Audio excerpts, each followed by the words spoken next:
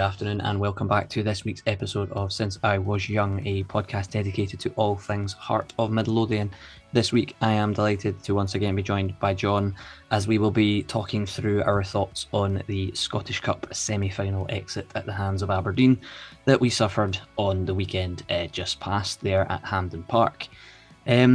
Before we kind of get stuck into things, as ever, folks, you can find all of our social media channels in the description down below. Please do, while you're down there, consider subscribing to the YouTube channel. You can also find us on Spotify, which is something I continually forget to mention, despite the several months I've had people mentioning, please get on Spotify, please get on Spotify. So we're finally on it, and I forget to publicise it every week. But yes, you can find us on Spotify at Since I Was Young podcast as well, if that's where you get your podcast fixes from. If you are on YouTube, as I say, please do consider subscribing and drop us a little comment in the comments section as well. Let us know what you think and what your thoughts were on the semi-final exit and what your thoughts are on any points that we discussed this afternoon. With all that said and done, as I said, I'm delighted this evening to be joined by John once again. As I'm sure you've probably heard in that intro that went at 100 miles an hour, my voice is still recovering from Saturday's antics. We are recording this on Monday early evening, so I've not quite fully recovered. But John, how are you getting on today? Colin, both my ex-wife and my current fiancée have long agitated for me to attend talk therapy. I'm hoping this will get them off my back for a while, because it feels like this is going to be another one of those sessions. Not a great week to be a Hearts fan. Pretty dismal last week or two to be a Hearts fan, quite frankly. There's a lot to talk about regarding Saturday. It was a bit of a shit show. And I probably should add a content warning to the start. It's apt to get quite sweary and quite violently so, because we're gonna be talking about some rather frustrating stuff. Yeah, I definitely would certainly go along with that.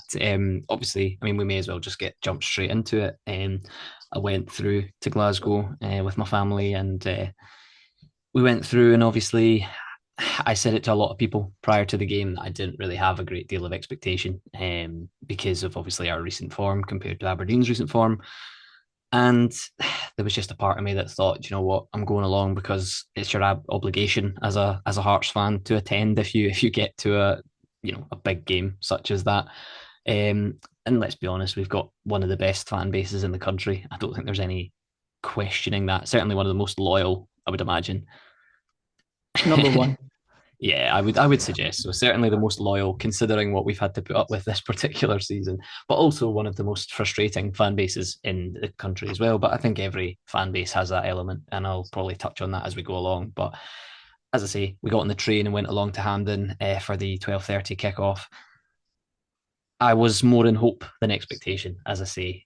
When the team news was released at about 11, I think it was about 11 o'clock, maybe 11, just after 11. In fact, we were sitting in a sort of bar at 11 o'clock, so it would have been slightly after that when the team news dropped, and my mood dropped further at the sight of the wonderful Neil Critchley diamond that seems to be something that he's stuck on at the moment. My expectations sunk even lower, I'm not going to lie. But, as the game, I mean, we'll talk about it, and I'll certainly talk about it as the game went on. But in that moment, I felt very much like it was going to be a very long afternoon. And obviously, it ended up being a very long afternoon, but for other reasons. I'll open it up to you. Obviously, we've both been very critical of the diamond, as have most people, to be fair.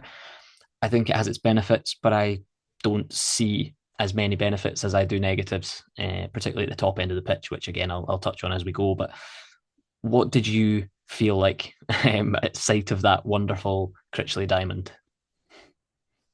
Well, Alan, you'll know the answer to this question because you sent me the lineup and the presumed formation, and I sent you back a 3-word response. Do you remember what those 3 words were? I think it's going to go along with the content warning at the start of the episode. Yeah. I'm going to look it up now, actually, because you've got me intrigued. We exchanged quite a lot of messages that day, to be fair to you. We've exchanged quite a lot of messages in the last several days, haven't we, regarding both the pre-match and then afterwards. I completely missed the game live, fortunately, as I was preoccupied by dad duties for Easter weekend. Yeah, it was a pretty frustrating lineup. The system was predictable but extremely disappointing. I think my response to you was verbatim was he's fucked it. It was. Because I really do not understand why he keeps persisting with this diamond. It doesn't work. It hasn't worked. Didn't work in the two opportunities we had to secure top six. It's not going to work on the pitch at Hampden. Hampden is a very wide pitch. It was driven home by the fact that Aberdeen set up to play such wide football, and they exploited that during the game. Even before all the kind of things that happened, they looked very dangerous from early on, exploiting the wide areas. We had the players there to use the 4-4-2 that I just wish he would hurry up and start using again.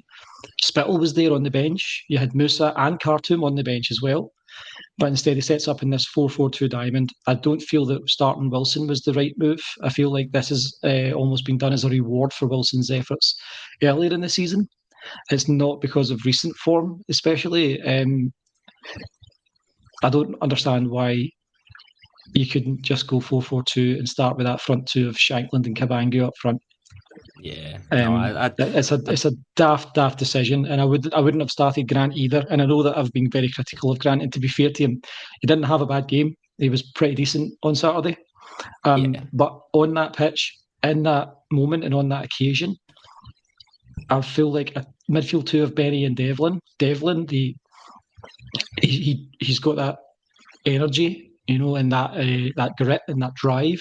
And you've got Benny, who's the cool, calm head. He knows how to pick out a pass. He's been there before. Very comfortable on the ball. He knows how to read the game.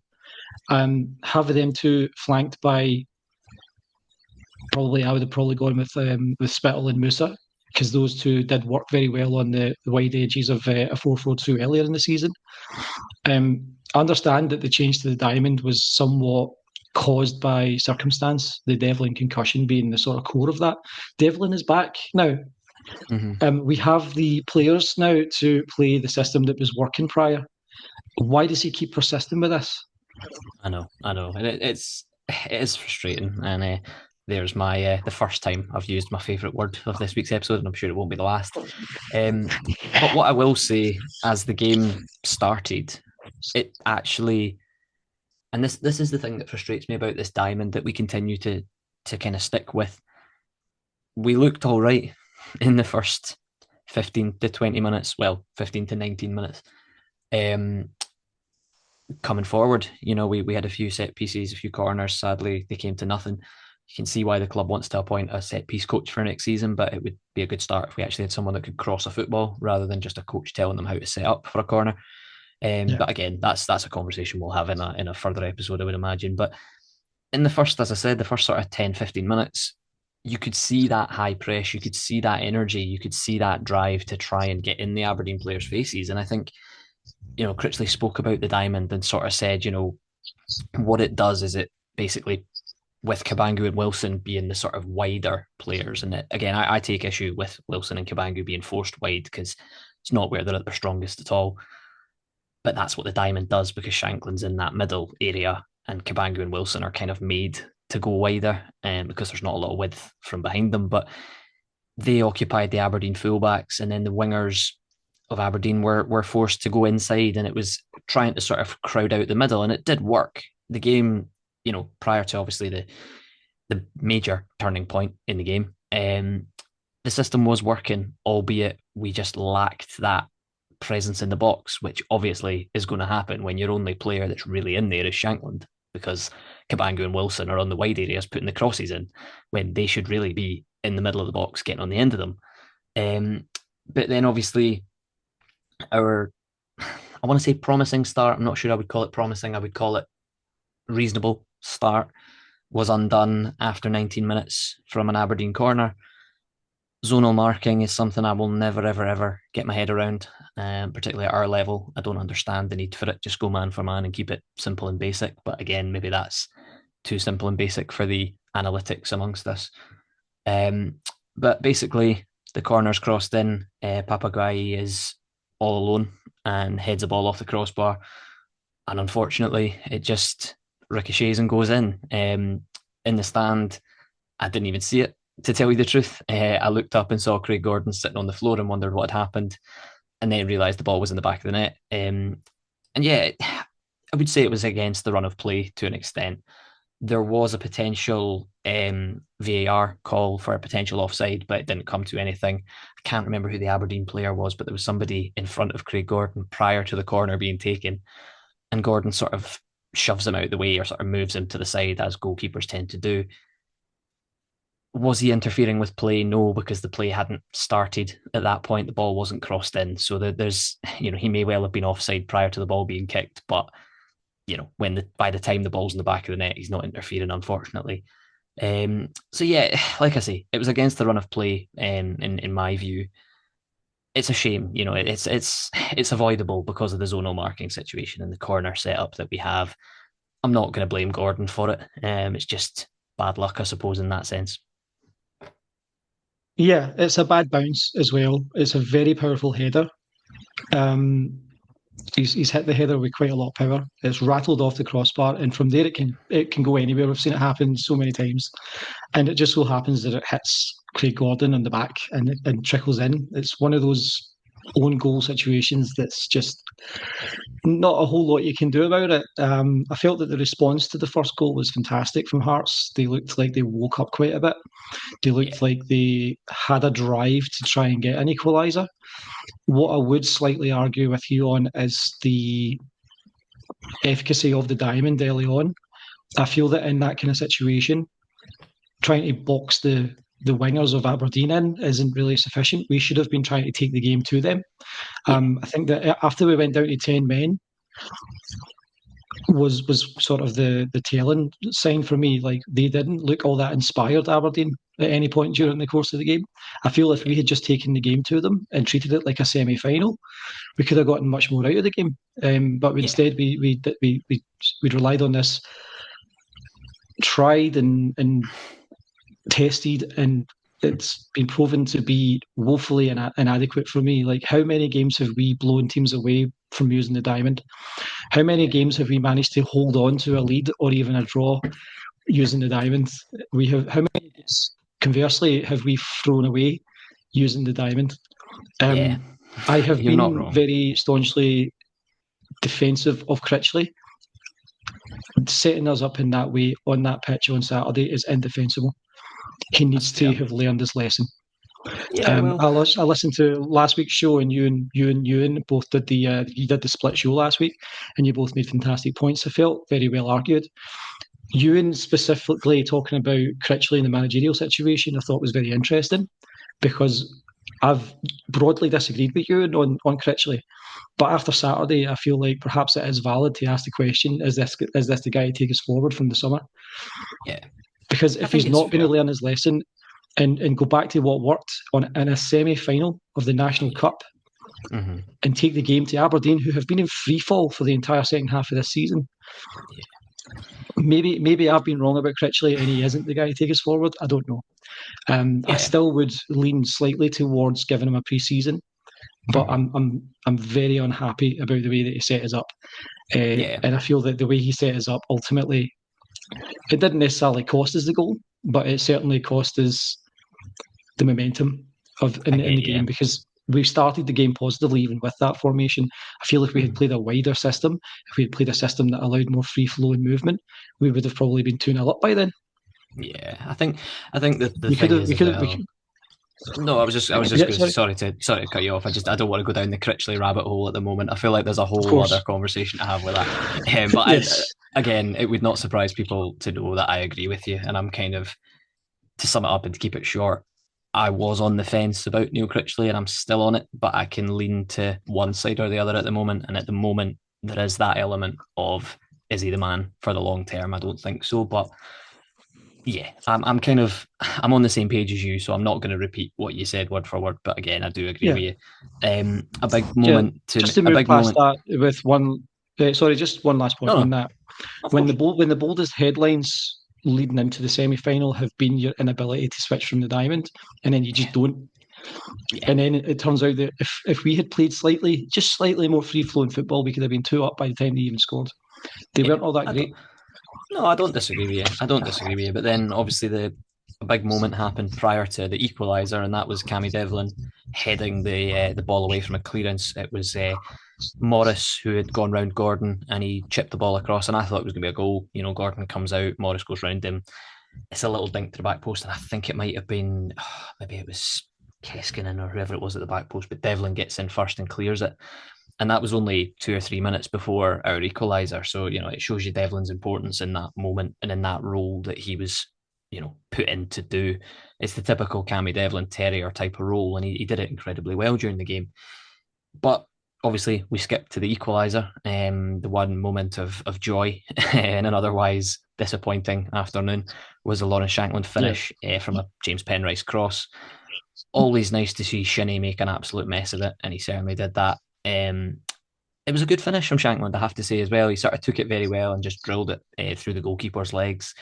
The returning Mitov, who, to be honest, for most of the game could have sat and written a book. We didn't really test him at all, but in that moment, we made him pick the ball out the net, and I felt like it was the perfect response. Like you spoke about the reaction to going 1-0 down, we responded well. It wasn't long that we were behind. We get a goal back. Things are looking, I'm not going to say rosy, but certainly a lot better than they were after 20 minutes. But then obviously the game sort of ticked along a bit, and momentum kind of swung one way or the other in the first half.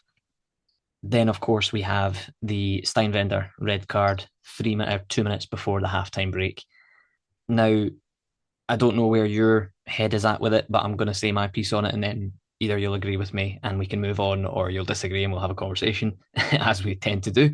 Um, he was given it for it being the denial of an obvious goal scoring opportunity, and as the last man in defence. Now, watching it back, Penrice and Forrester are almost level with him when he makes the foul on Keskinen. So at the time when I was in the stand, I felt like it was a bit harsh. I felt like, you know what, there was covering defenders. There's no way he's the last man. But when you watch the way Keskinen gets to the ball first and he knocks it ahead of himself, so he's running onto that at full pelt. I know James Penrice is quite a quick player. I know Adam Forrester can cover some ground, but I don't expect either of them to catch him. With all due respect, obviously that's open for debate and open to interpretation.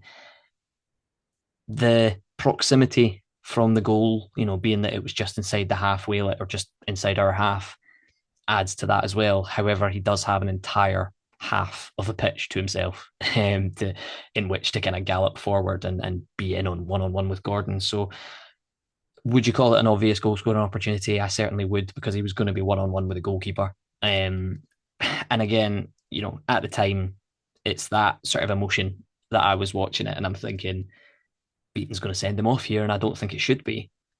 But on reflection, it's a red. I think Steinwender takes him down because he has to, because he knows the chances are that Keskinen's going to be in on goal, and he's got to try and take the ball off him. And I've praised Steinwender a lot on this podcast, but I it's one of those situations that I hope we're not seeing a Gerald Taylor type player who's come in and had a good couple of games and then got a bit comfortable and now has taken the foot off a little bit, because I've seen in the last few games that he's made mistakes. He made a mistake for the Dundee United goal in the previous week with a slack pass. All of his passing in the first half was either sideways or 5 yards in the wrong direction, overhit, underhit. I don't know if it's the settling in period. I don't know quite what's happened. But in that moment, as I say, I tried to find a defence for him. But at halftime, upon checking the BBC News app or the BBC Sport app to check what the quote unquote experts were saying about it, John Robertson suggested it was definitely a red card and there's not really much of a defence of Steinwender. And when you hear a legend such as John Robertson suggests that a Hearts player was deservedly sent off, there's not really an argument you can make against that, I don't think. Yes, there is. Okay, You'll have fire read away. Heart Standard. You'll have read the Heart Standards article on the Yes. IFAB ruling that dictates this. For one, it dictates that a clear and obvious goal scoring opportunity in the penalty area, which it certainly was not. It was 40 yards out. The two defenders are tracking back. You cannot assume that they're not going to catch him. They were right, almost right alongside them. It is not a red card. It's absolutely a booking. It was not a red. John Beaton has absolutely robbed Steinvender and by extension Hearts. Quelle surprise, I suppose. But I am not remotely buying that that was a straight red. The fact that it didn't Fair. even apparently get checked by VAR Yeah. makes me even more angry because it's not even just this time. It has been happening all season. It has happened at least 4, 5, maybe even half a dozen times to Hearts this year where a crucial refereeing decision in a big game has gone against us and it has not been the correct choice and it hasn't even gone to VAR.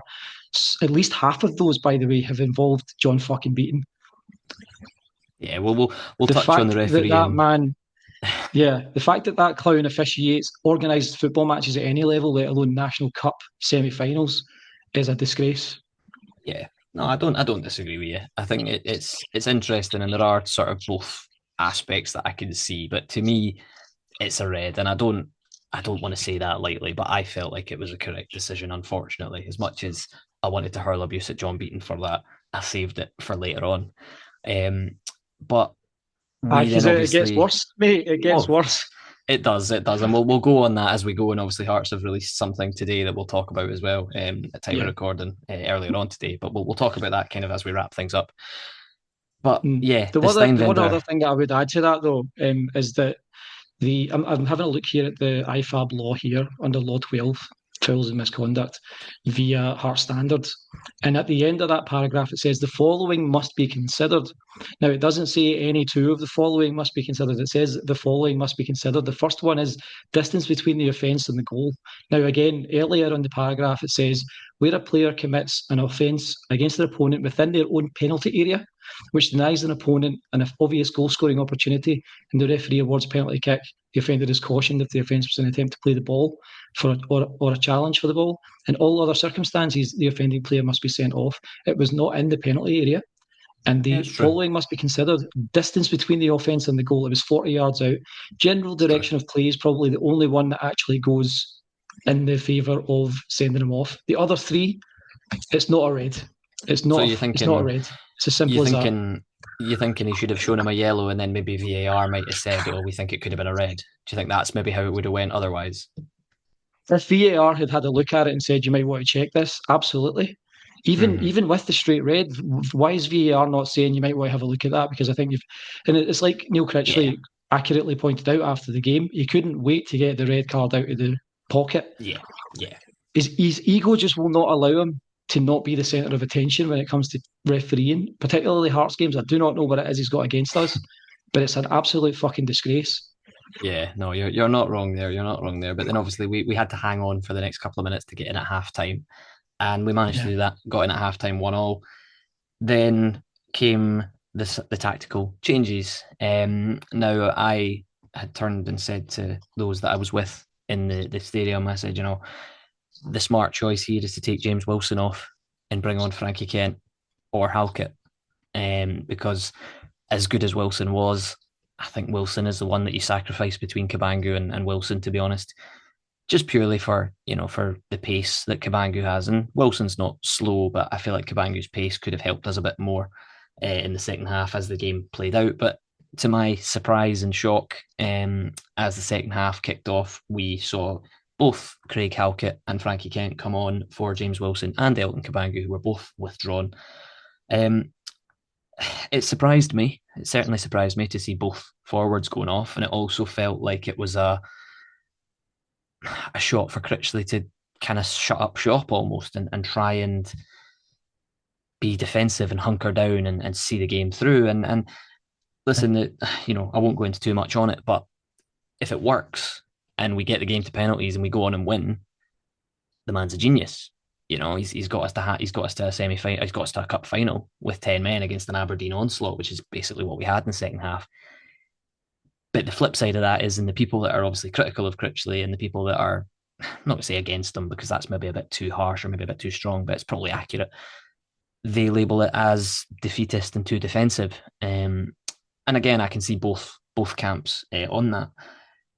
But it was certainly a bold choice to make. He went to a back five with, as I say, Halkett and Kent at the back, and then Penrice and Forrester in the fullback positions, of course. I can understand why he did it, because during the first 45 minutes, we dominated the midfield. We controlled the midfield area with Benny and Devlin and George Grant, to be fair. The players all put a shift in and they looked decent, but again, as has been the story of our season for a large part of it, it was just not quite enough in the forward areas, which has just been our undoing for so long. What did you make of that tactical choice from Neil Critchley? What camp did you sit on? Was it the too defensive, or was it the I can understand what he's trying to do here? Definitely into defensive camp. Like you say, you do expect a reshuffle in that scenario because you've been left obviously exposed by the Reds. That's always going to be the case. However, this isn't a league game. You can't play for a point, and there is absolutely zero. There's absolutely no guarantee you're going to win a penalty shootout. So if you're playing for penalties, you're playing the game the wrong way. Aberdeen were less than inspired. Even in the second half, when they did get to dominate the majority of the play, they weren't doing much with it for the vast majority of the half until later on when the real uh, robbery took place. Um, if you had just kind of tried to have a go even with the 10 men, we might not have had to worry about getting to the extra time because they weren't exactly offering much.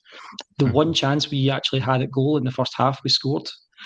Yeah. By the way, don't think it's a coincidence that one goal came from wide play, wing play, and getting the ball in the box to Lauren Shankland, who happened to be up front at the time.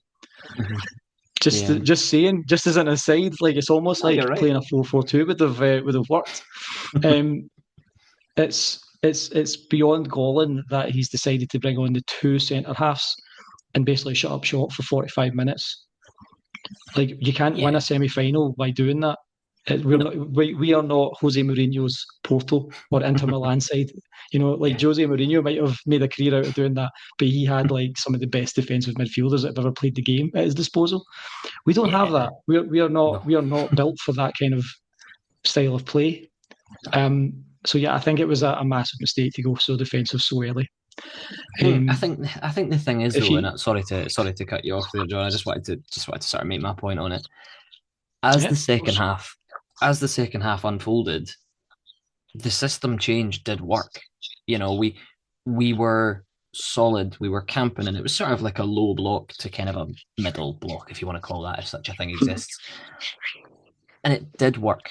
Aberdeen were struggling to break through, as they were not anywhere near as good as I've seen them be, because we just closed the spaces down to them. And I think that obviously came from having the experience of Halkett and Kent on the pitch, which is a huge, huge bonus, to be fair, with the two of them back.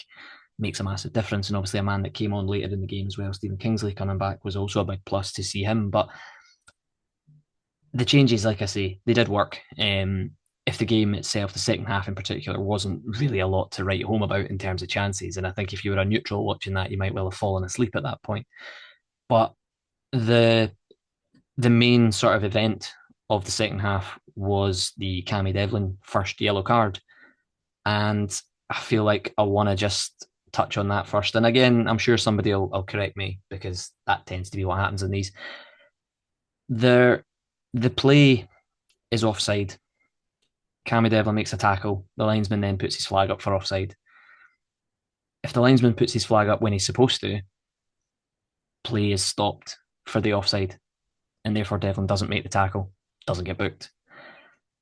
Obviously, didn't happen that way. John Beaton got his yellow card out in quick fashion, as per usual, and booked Cammy Devlin for a tackle that, yeah, was a foul, let's be honest. But I do feel like Cammy Devlin is that terrier, and he does put himself about, and he did have a few nibbles during the game, I'll be honest. And I don't know, I think I remember reading somewhere that it wasn't due to the combination of fouls, and obviously we'll talk about his red at the end, but I just felt like it was a very soft yellow to get. What were your thoughts? Do you want to give it briefly? I think that calling Devlin's first yellow soft is akin to calling the universe quite large. It's the understatement of the year. It was a piss take. It was an absolute piss take. It is a foul. Yeah, it's a soft foul though. It's a free kick if it's Yeah, open play. But the game had already been stopped. Now, sure, the play hadn't been stopped at the time, but as of that flag going up, it's a dead ball. The play was yeah, offside. That there's nothing beyond that. There's nothing after that that can happen unless there's violent conduct, in which case it would have been a red. But that wasn't what happened. It was a niggly wee foul that wasn't yellow card worthy in the first place, and it happened after an offside. It's piss yeah. take. It's it's just daft, really. It is, and again, we could go on a John Beaton rant, and I don't really want to because I don't want to give him the airtime that this podcast. It's not the John Beaton review podcast. This is this is an entirely different aspect, but it was daft. And I know, like I say, Cammy Devlin puts himself around, and he did make a few tackles, and we've always said it about Cammy. His card's always marked because of the type of player that he is. So soft fouls are almost doubled, which is wrong, but it can happen when you have that reputation of a little Rottweiler type player. Sure. I thought We've, Cammy we've Devlin seen it was with players before. We yeah, saw it with Uchi Ekpezu, who used to get constantly punished for being strong, for being able yeah, to muscle players off the ball. He would get bookings all the time. We saw it yeah, with Ian Black. He used to get booked for looking at a fucking opposing player in the first 5 minutes. We've seen it's it with true. other players at other teams, like Scott Brown would generally get a silly yellow card. These kind of players, that's what they do. Yeah, But this was not one of those instances. This was an instance where Devlin got booked for absolutely nothing. yeah, I'm definitely with you on that. I think the thing for me, obviously, like we've said about Cammy, and I could repeat it all day and all night, is that he's that type of player, and you took that out of his game, and he'd be a different type of player, and it's just part of his game, sadly. But it is what it is, and then obviously the game petered out. I would say the second half was a bit of a non-event, like I mentioned, and then obviously we entered full time and we faced the prospect of extra time. Now again, I spoke with people I was with, and I said if somebody had offered me extra time after 20 minutes when Aberdeen have just scored to go 1-0 up, probably would have taken it. As is the way I went into the game, more in hope than expectation. I was fully expecting to take a bit of a pasting after 20 minutes. So extra time was something that I'm not going to say I enjoyed, but it was certainly, I think the players deserved it, the Hearts players, and I haven't really spoken too much about it, but the defensive efforts that they put in and the blocking of things and the throwing themselves in front of stuff is where sort of Neil Critchley talks about taking pride in the performance and the way that we hung in there to try and have an opportunity to get penalties, and we came so very close.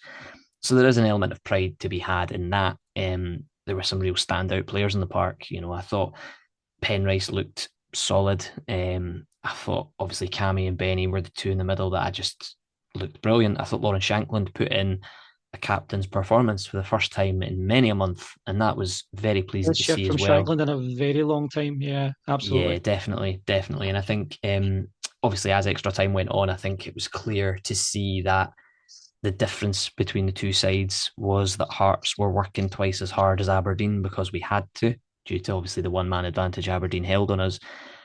As well as that, the options off the bench, our attacking options on the bench were limited to say the least. Musa really the sort of only recognisable forward you would suggest. Sander Khartoum obviously came on, but I just felt like it wasn't the right type of game for him to be in.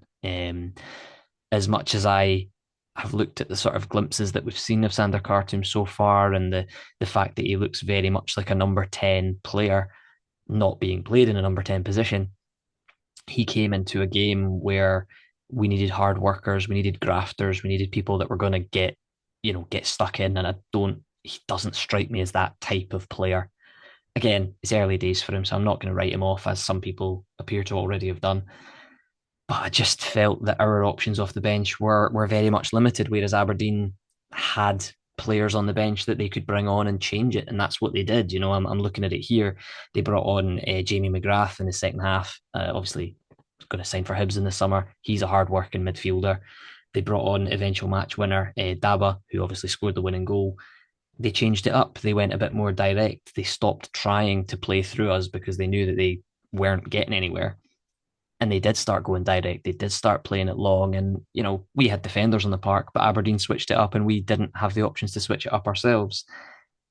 That goes into the squad balance conversation that we'll probably have in the end of season episode rather than now. But the players in maroon were dropping like flies with cramp and tiredness, and you could see it because of the work they were putting in. Shankland has to get taken off just prior to the Cammy Devlin second yellow because he's down with cramp.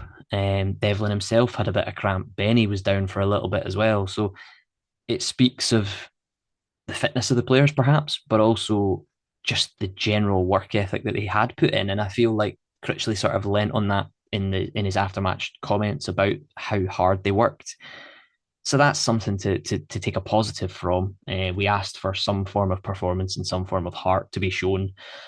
It was just a pity that it was in those circumstances, sadly. But yeah, let's skip to the Cammy Devlin second yellow because I feel like we're both going to very much agree on this. It's never a yellow card. Um, Certainly not a second yellow for me anyway. The ball is coming out the sky. Cammy Devlin is purely focused on the ball, goes to clear it. I think it was Paul Vara. Again, correct me if I'm wrong, but I think it was Paul Vara that got Yeah, I in think you're front of right. him. So Paul Vara gets in front of him, and Cammy Devlin volleys him because he's in front of him. um, he's already in the motion of kicking the ball, and the Aberdeen player is there instead of the ball. It's just mistimed, and to me, the fact that not a single Aberdeen player appeals for it, knowing full well that Cammy Devlin is a yellow away from being sent off, kind of, I always look at the opposition's reaction in these situations. Not an Aberdeen player appeals for it, not one. And yet John Beaton comes steaming over with a yellow card and is, again, very quick to send him off. I just felt so harsh for Cammy Devlin. I felt so sorry for him because, like I said, he was one of the standout players on the pitch. He worked so hard across the 118 minutes he was on for. To see him go off, it was such a shame to see that happen to him because he would have been my shout for man of the match if we'd somehow gone on and won the game just for his work. But that's typical Cammy. What did you think about the second yellow? And notice I've not really gone expletives at John Beaton because at this point I'm just tired of it. But feel free I to get where fire you're away if coming you want. from. Yeah. No, yeah, absolutely get where you're coming from, Alan. It's one of those things that's approaching parody at this point, isn't it? You have to kind of have to swear it must be satire.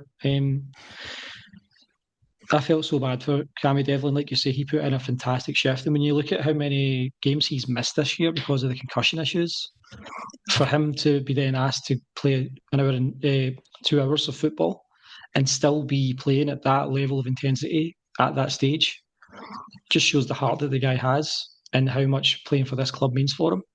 If we'd had 11 Cammy Devlins on the pitch all season, I don't think we would be sitting in seventh place. Um, we couldn't be much worse in terms of finishing, so why not? Ah, yeah, true. But I felt so bad for him when he was walking off. He looked absolutely crestfallen. He looked like he was having a breakdown. He looked Yeah, so gutted to have been sent off. And quite rightly, neither of his yellow cards should have been yellows, the second yellow especially. He goes to clear the football. His motion is entirely natural. It's a perfectly natural motion. He goes to kick the ball. An Aberdeen player comes from behind and off to the side of him and yep, tries to go for the same ball. And then they collide. It's a 50-50. It's what we used to call a 50-50 challenge back in the good old days when football was a yeah. contact sport. It's not a foul, let alone another yellow card. Yeah, and I think it's interesting It because beggars belief. It beggars belief that he has been sent off in that scenario. yeah, no, I'm very much with you. I think again, I'm talking about like balance of squad and talking about options off the bench and stuff. There were people around about me that were suggesting that Cammy should have been subbed off before that because he was walking that tightrope having been on a yellow, and that's you want to try and avoid that. But again, it comes back to we don't have anybody else that can do the Cammy Devlin job. So Yeah. you can't sub him off because if we subbed him off, you bring on, I mean, who are you going to bring on in that scenario? I don't even know who we had on the bench at that point that we could have still brought on. nobody does what Devlin does as well as Devlin does it. And that's a sad indictment of where the squad balance is at this point. You can't bring him off because he's just that important in that moment Yeah. and in that shape and in that system. So that's why he remained on the pitch, because he was doing well. And I mean, we've seen Cammy Devlin get booked very early in games and then plod along and manage to see out 90 minutes. Obviously, he gets his first yellow after 77 and then his last one, or his second one in 118. So he has walked a tightrope. And there, like, I watched the game back and there were fouls that he made that Beaton didn't book him for, or Beaton perhaps missed. There were tackles that he was putting in that could have been a booking on another day. So he might have got sent off earlier than he actually did. But the two yellows in isolation are two that can be debated. Um, but then obviously the heartbreaking moment comes. We or Aberdeen have a free kick. We don't defend the second or third phases, I believe it was after that. The shot from Milne that Gordon parries, could he have done better in that scenario? Perhaps get a firm hold of the ball. Maybe it doesn't come out again. But again, like I said, Aberdeen have the players on the bench to make the difference. And Donna comes on and gets the winner to send us crashing out of the Scottish Cup and to send Aberdeen through to the Scottish Cup final where they'll take on Celtic. It was the most Hearts way to lose a game of football. And yeah, I agree with Neil Critchley after when he spoke about he felt the players deserved a chance to have penalties to see if we could have progressed because they worked so damn hard to get there. It's just, as I say, again, we come up short as we have done all season in front of goal. We did not test Mitov at all. Like I said earlier, he faced not a single shot on target. The one thing he had to do was pick the ball out of his net for the Lawrence Shankland equaliser. However, on the opposite side, Aberdeen's first shot on target came in extra time as well. So it kind of shows you how the game was overall, just off those stats themselves. But I feel I left Hampden feeling gutted. I'm not going to lie. A lot of people obviously spoke about Neil Critchley's job prior to the game, and a lot of people were kind of one way or the other. If we lose, he's got to go. If we win, he buys himself some more time. I think the manner of the defeat, and I'm sure it was the Heart Standard that said it was either black or white, and we came out grey, which I think is the perfect way to kind of summarise it. I think he's bought himself a little bit more time based off the manner of the defeat, but the knives are still out for him, and I understand why, as we've kind of spoken about. Um, but yeah, before we kind of move on to the next talking point, which was something that came out just this afternoon that John yourself you highlighted to me not long before we started recording. Is there any other points that you want to make briefly on the semi final itself? Yeah. Regarding the buying himself time, and I don't want to harp on Critchley too much because I suspect that we're going to cover this topic extensively in the end of season review show, because it seems to be the defining aspect of the latter half of this season. The presence of defeat is one thing, and the valiance in defeat is one thing. The absence of proactive play in the first half to start with. Sorry to come back to the system again, but the absence of that is glaring to me. The fact of the matter is that he blew it with his team selection and with the system that he decided to go with. So as Yeah, great as the players played, it's almost like a sick inverse of what happened the entire season up until this point. For me, I have consistently, time and time again, I have blamed the players primarily for the ills of this club this year. That is the best shift of football that I've seen from that group of players all year. yeah, And they have, in my view, been undone by two things. One, Critchley's team selection and the system he used, and two, the refereeing, which was absolutely abominable, totally abysmal. yeah. And so I think the notion that the performance on Saturday has bought Critchley more time, I feel like I take some slight issue with that. I don't think it should buy him more time. We got close in spite of his team selection and in spite of the changes that he made, not because of them. Um, I'm not happy with the management side of things on Saturday at all. That's Much fair. like I've been growing increasingly impatient with the system and with the team selections that have been made the two league matches prior, because he set us up in that same way in both those games. And guess what? We're in the bottom six this year. when we had two opportunities in back-to-back weeks to beat teams that we should have beaten. But we didn't beat them Yeah, because of the combination of piss poor play from the players, which you can't blame them for this weekend because they were all to a man excellent, and the management mishaps, which was the one common thread of the three games, yeah. was the poor No, I setup. don't. I don't disagree with you, and I think my kind of view on Neil Critchley, and again we won't go into it too much because, like you say, we Yeah, need to have some material for the end of the season because we're not going to be talking about memorable moments because there's not many of them. Um, I do think, and I mentioned it earlier, Critchley making those two changes at halftime and bringing the two forwards off, bringing two defenders on.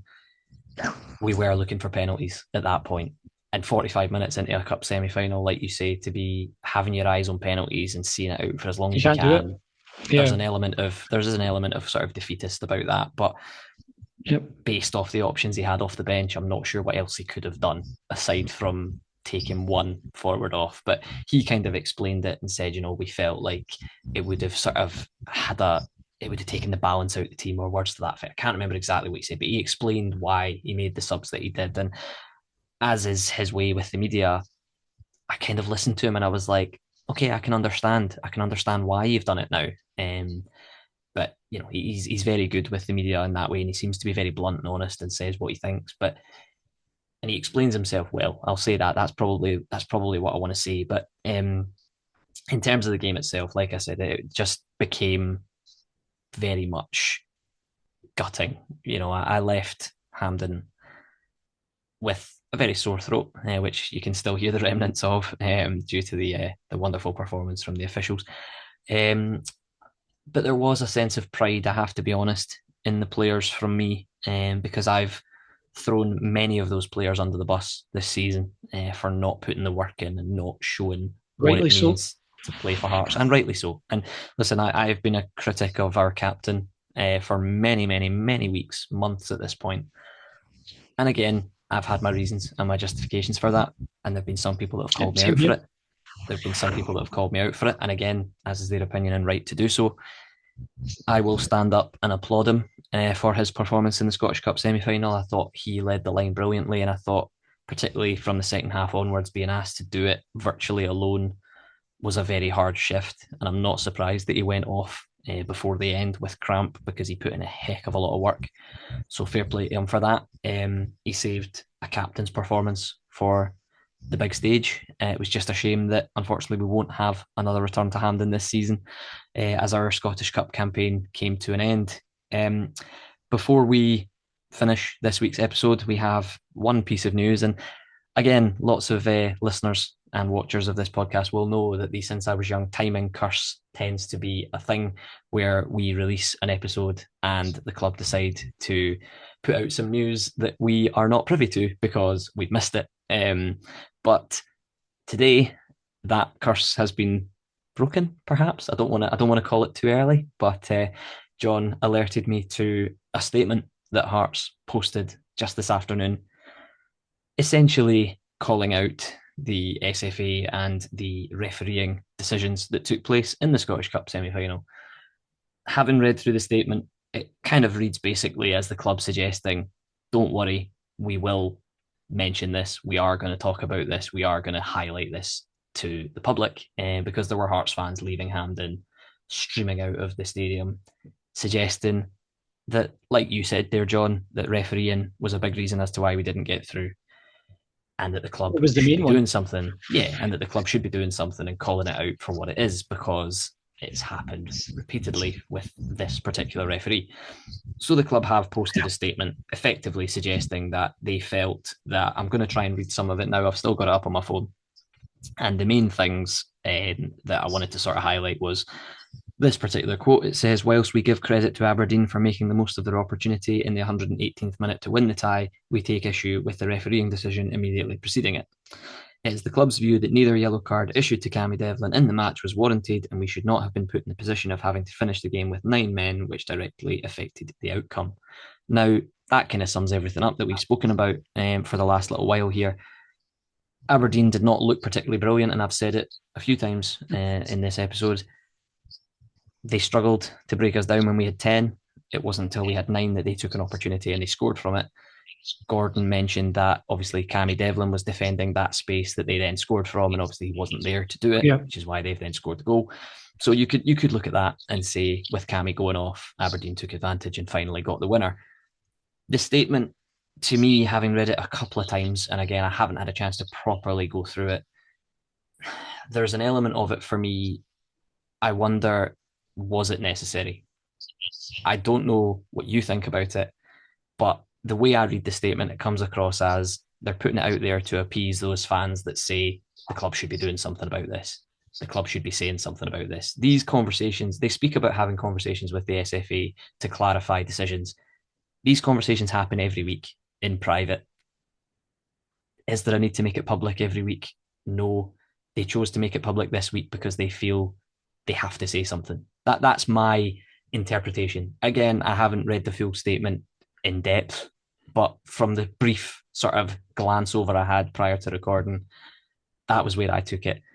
I also felt as though them coming out swinging at the SFA perhaps shows the backing of the management, because of course Neil Critchley spoke about the referee after the game, or well, he didn't speak at length about the referee because he quote, "If I mention the referee, I'm going to get in a bit of trouble." So there is that element too. Is there a possibility that the club are saying, "Do you know what, Neil, you're right on that, and we're going to back you"? Because that's how I read it as well. What did you think? Well, I do have my thoughts on that. I don't necessarily disagree with your take on it. I would disagree with the implications, though. If that was the case, I feel like that would be foolhardy on the club's part, given that the other main reason that we didn't win on Saturday was Critchley and how he set up the team and the selection of the team. I just feel like that's not going to appease anyone in the camp that so many Hearts fans seem to be in, which is that they feel he's out of his depth and that he's not the man to take us forward. I don't think that a statement that was in any way designed to, in stealth or otherwise, show backing for a manager who just lost top six despite having two attempts to do it, and then lost a semi-final in the span of 3 weeks. I don't think that's necessarily the right time to be doing it. I do completely agree with them in more broadly on the content of the statement. It's been a running theme, not just this season, but in recent years, that a particular official is disproportionately biased against Hearts in his decision making. The only thing that I would have changed about the statement is that they should have named them. They should have mentioned them by name, because it is a particular official. And they did mention that one of the reasons that they were spurred into doing the statement is because of the stage. It was the Yeah, grandest stage in Scottish football. It was Hampden Park in a semi-final. The only thing bigger is the Scottish Cup final, which we were denied because of the officiating. So I do completely support that statement. I think that they were broadly bang on. And yeah, I think that there might be an element of we are backing Critchley and what he said, because he's actually mentioned in his post-match thoughts that when his assistant was sent off, he asked the yes, fourth official and the referee, why has he been sent off? And he was the response that the only response he got was, if you don't shut up, I'm going to send you off as well. yeah, That's not acceptable. yeah. And I then when forgot he to asked touch on that. why, To be fair, yeah, yeah, when he asked in response why, what's that for, he was completely ignored.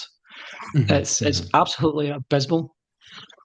It's Yeah, shocking. no, It is an absolute abuse of the fucking whistle that that guy is allowed anywhere near professional football matches. yeah, And this I is don't. yet another example among many. Mhm.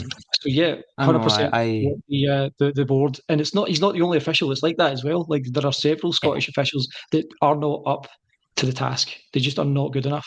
And then we have yeah, VAR in this country for what? For what? It doesn't seem to check anything.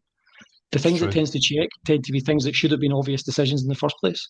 We've seen Yeah, that in person at several Hearts games where there's been a clear and obvious foul, and then nothing happens, and then 2 minutes later, well, up flashes the VAR check, possible red or possible penalty, and we are sitting there thinking, why was this not caught the first time?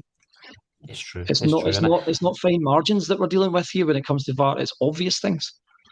yeah, oh no. And again, it's like I said, I didn't really touch too much on Critchley's after match comments, but he did speak about the sort of the giving of respect to officials, and he did say they have a hard job. I don't like going in on them because where does it get you? It doesn't really get you anywhere. Let's be honest. But he obviously spoke about wanting that respect back, and he didn't feel like he got it from the officials on the day. But the statement itself, I understand why the club put it out there. I feel like there was an element of fan pressure for them to say something, um, because of those decisions and because of the impact they had on the game. But like you say, there are lots of different aspects as to why we're not in the Scottish Cup final. Refereeing, management, bench options. There's lots of things that you could point at. But ultimately, we crashed out of the Scottish Cup final, and I will congratulate Aberdeen. I don't think they played all that well in the game. I don't think they had to play all that well in the game. Certainly wasn't a game for the neutrals to enjoy, but they will go into a It Scottish looked Cup at one point final. like it was going to be. It looked like Yeah, it was a pretty competitive game for about until pretty much until the first red. It was yeah, but competitive. At then least it wasn't necessarily end to end stuff, but it looked like it was no. going to be a pretty good contest, and either team could potentially have won it. Mhm. From there, No, it I just don't. went I don't pear. disagree. I don't disagree, but I just feel as if the game was robbed of that by the decisions that were made and the way the game played Yeah, out itself. But listen, I have, and I know that there are Aberdeen fans that listen to this podcast, because I know quite a few of them personally. So I will congratulate them, and I will certainly be supporting them when it comes to Scottish Cup final time, because I want to see somebody other than Celtic lift a trophy, which would be quite a nice novelty to have. yeah. But yeah, listen, time will tell on that. But we now turn our attentions to five games that, depending on who you ask, are either entirely meaningless or massively important. Um, we have the bottom six fixtures, Yeah. starting with Dundee at home on the weekend to come. I won't go into too much of a preview on it because I'll probably do it later in the week, because this is obviously, we're recording this at the beginning of the week. Bottom six, meaningless. That's kind of the camp I'm in, but there's also that element of, I hope the club don't feel like that, because we could sleepwalk our way into a potential relegation playoff, and that is not something I want to even comprehend. Agreed. Yeah, I'll echo your sentiments towards Aberdeen actually before I kind of finish up with my closing thoughts. Massive congratulations to them and all the best to them. My buddy Mark is a big Aberdeen fan, so I'll be supporting the Dons for you, Mark. Um, I would say that these next five games are the most important, entirely meaningless five games that I've ever faced the prospect of as a Hearts fan. There's a lot of reputational damage that needs to be worked on and undoing. And like you say, there's a mathematical possibility of a relegation battle. And judging by how this season has gone for Hearts at times, it's not entirely out of the question because we haven't exactly set the head of the light against these particular five teams. This Yeah, isn't teams that we have a recent record this year of blowing away every week. So I think, funnily enough, Dundee is probably one of the teams that we've been better against out of the bunch. yeah, So hopefully we can get 3 points there and at least start to rehabilitate some of these players' reputations with both the fan base and more generally, because as great as the effort was on Saturday, it's been an outlier when it comes to this season. This has been one of the worst seasons of Hearts football I can remember seeing. Um, I'm not old enough to remember some of the really bad years prior to sort of John Robertson and stuff coming through, but um, yeah, it's been pretty poor. yeah. Um, It's what I would say though is that I'm going to try and get to at least one of the games, and when I'm there, I'm going to applaud as hard as I can for the players because I think that they probably need that more than they need booing. At this stage of the year, we really do need to get behind them. As much as it's been frustrating, if they had shown half the fight they did on Saturday all season, we wouldn't be in this position. But at the end of the day, we have these 5 matches left to at least salvage not relegation from this season, like which is the best we can hope for. yeah, We just need to no, make sure we get there. yeah. I don't disagree with you, and I think the 22,000 fans, the sort of way to kind of wrap up this week's episode, the 22,000 fans inside Hampden were fantastic, and they backed the players when they needed it, and that, I think, Applause, coupled applause, with, applause to them. yeah, and that coupled with certain other aspects of the game, I think is probably why we stayed in it for as long as we did. So hopefully, I know, like you've said, these five games are meaningless but also important. Hopefully, we see backing that we need, because, like you say, and I'll echo you, the players could certainly use it. And we don't know how long this current crop of Hearts players are going to be together for. The club obviously, 5 more weeks. Yeah, well, the club are Fingers highlighting crossed. significant. Well, they're talking about significant changes in the summer, so there could be Yeah, an entirely new crop of Hearts players next season that will either excite us or let us down. But we shall see how that plays out as the next few weeks and probably months both, roll on. as usual. Yeah, absolutely. It's a roller coaster being a Hearts fan. I wouldn't have it any other way. But yeah, I'm going to, unless you've got anything else you want to add in there, John, I'm going to probably wrap it up for this week. As Mark Donaldson once said to me, we have a fetish for misery as Hearts fans, and by God, this year have even get plenty of action. I like it, and I think that's the perfect phrase to wrap it up with, folks. But like I said at the start, if you have any thoughts or anything you'd like to add, please do so in the comment section or reach out to us on our social channels. You can find us on Spotify, Instagram, YouTube, TikTok, all of them, Facebook. It's everywhere. But yeah, let us know what you think. And like I say, if you've got anything you want to add or any points you want to make, please do so in the comments. Or do you know what? Just head down to the comments and tell us how much you dislike John Beaton. Any little helps. Let's do that. But yes, thank you as ever for joining me this week, John. Your presence has been massively, massively appreciated in this week's therapy session for Heart of Midlothian. And yes, I will hopefully get to a couple of games with you before the end of the season and we can have a catch up in person because yeah, I feel like we have much to discuss. We could have much more to discuss rather than this episode this week. But yeah, take care, folks, and have a good one.